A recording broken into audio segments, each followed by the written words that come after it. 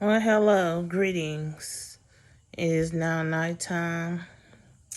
Yeah, I haven't went to sleep yet, and I haven't been asleep all night. It's just something on my mind because I'm just thinking back and memorizing, reminiscing of how I spent 5 years with a dude who couldn't stand up for me or himself. Now I've told some of these story times before about how it's about two people who were men who went off on me and my significant other.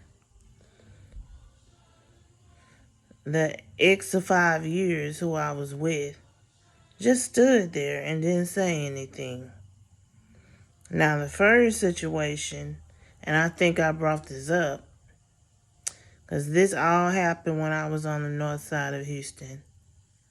I had ordered from DoorDash and I ordered Popeyes. But when I ordered from Popeyes for the food to come through DoorDash, I ordered from the wrong store. The store of Popeyes was supposed to be in my area, and I accidentally tapped in my phone for DoorDash to go and retrieve the food from a Popeyes chicken restaurant that was in Fifth Ward of Houston. And so they were late bringing the food when this guy who was Chinese and American finally showed up. So he starts going off on me. And at the time, my daughter was outside with me while this man is telling me, you need to give me gas money because I reserve it. He didn't say I deserve it, that he deserved it. He said he reserved it because he wasted so much gas and so much time, which was probably true because I didn't type in for the DoorDash person to go get the damn food from Popeyes that was at the restaurant of Popeyes that was in my area. He had to go all the way to Fifth Ward to get the food. And so I said, okay, you stay right there. Since you telling me that I need to give you some gas money and you demanding it, I said, I'm about to get my boyfriend out here to talk to you. So I told my daughter, go get, I don't want to say his name. I'm going to just say dumbass. Because that's what he acted like majority of the time that when he and I were together. I said, go get dumbass. That's what I told my daughter. I go get dumbass and tell him to come out here now.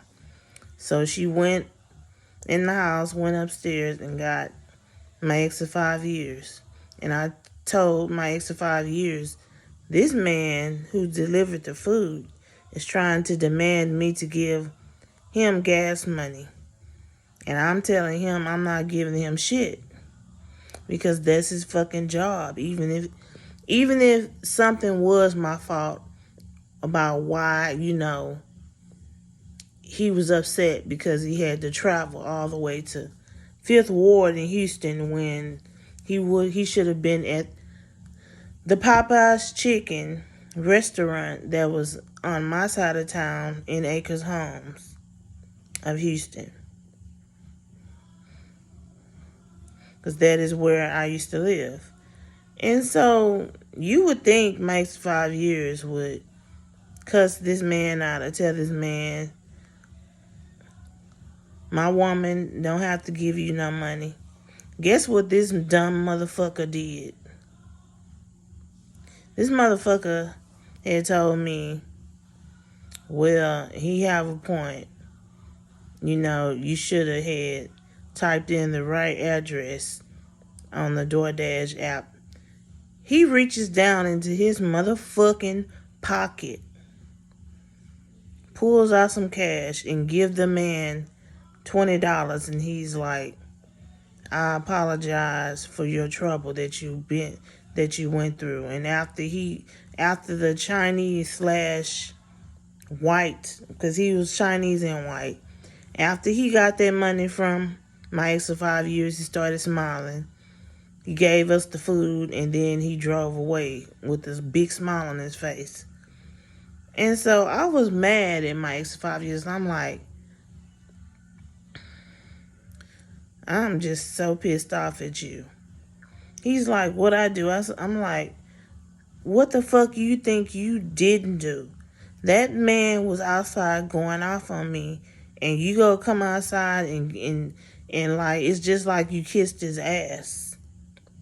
He was like, I wasn't scared of that man. I just didn't want no confusion, and I didn't feel like arguing with him, so I just went on and gave him the gas money. But you had money. You could have gave him some the gas money yourself, because it is your fault. I'm like, you can get the fuck out of my house and go spend the night at your sister's house down the street, since you think it was my fault.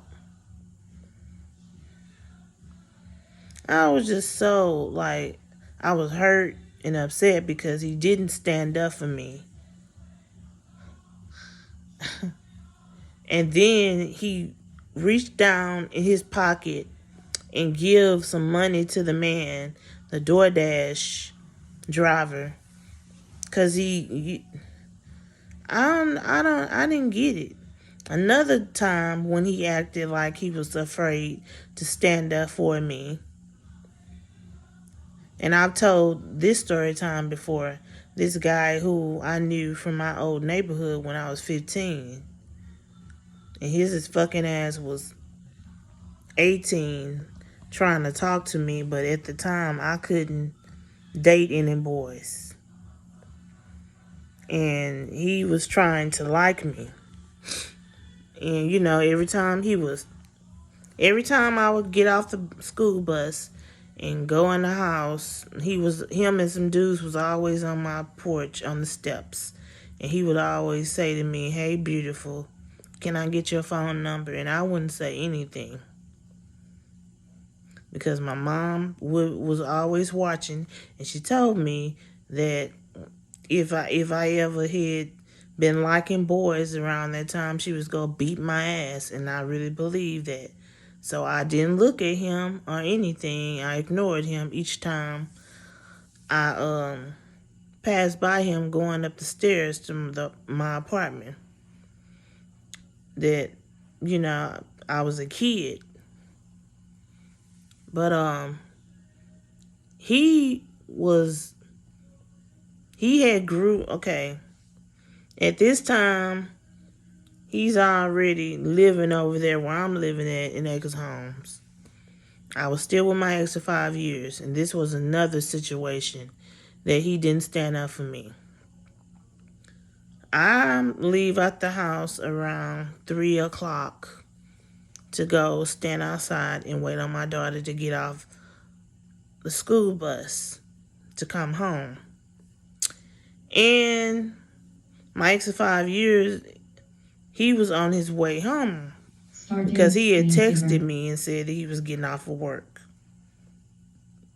The guy who I grew up with, who used to try to like me when I was 15 and his ass was 18, he had passed by and he spoke to me. And I spoke back. But he asked me for a hug. And I told him no. I said, I'm not hugging you because I have a fiance and I don't want him to walk up and get the wrong idea and start accusing me of something that I didn't do.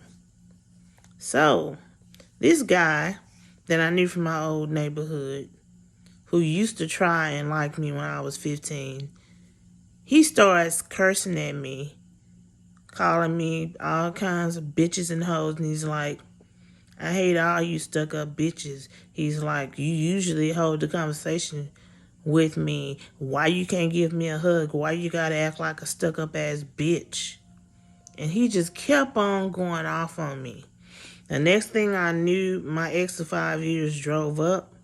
Some dudes in a car had dropped him off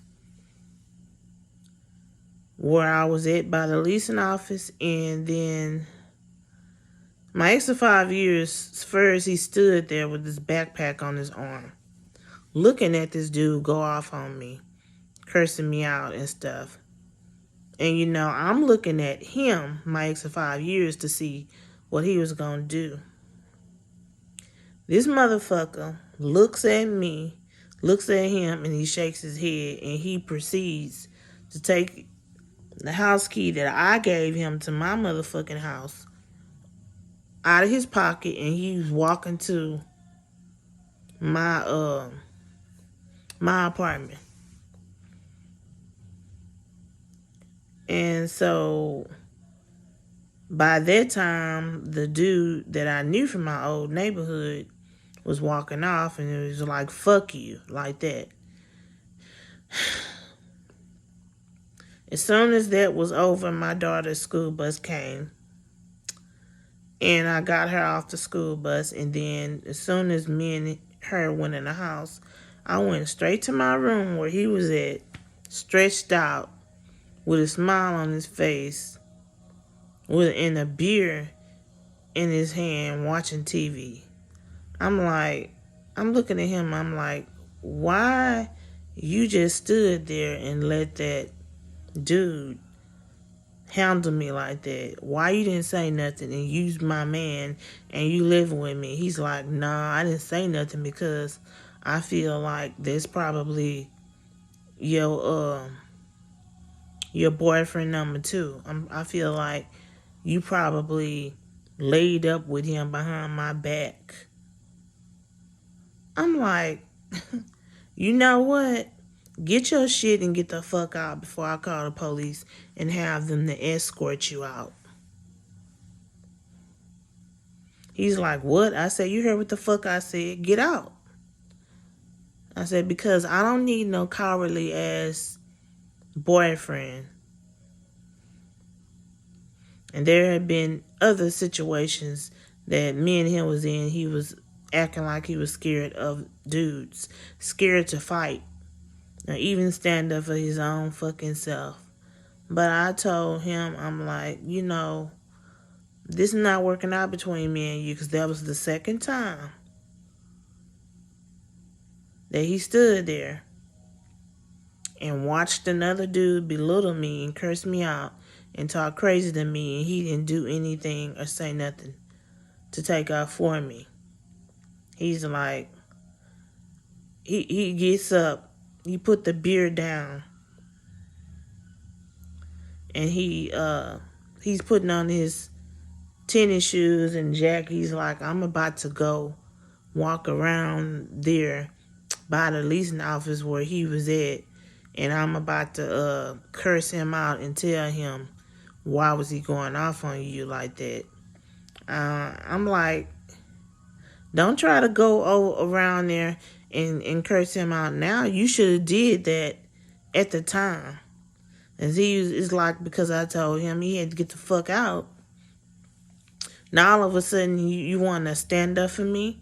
The fuck? Like, I'm like, you can go around there and tell him that, but after you go around there and act like you gonna tell him off, I still want you to get the fuck out of my house.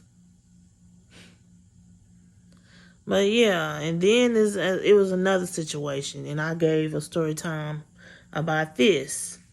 The guy who that used to be my boyfriend, who used to break in my house and everything. My ex of 5 years was scared of him. Me and my ex of 5 years was standing together, by the mailbox.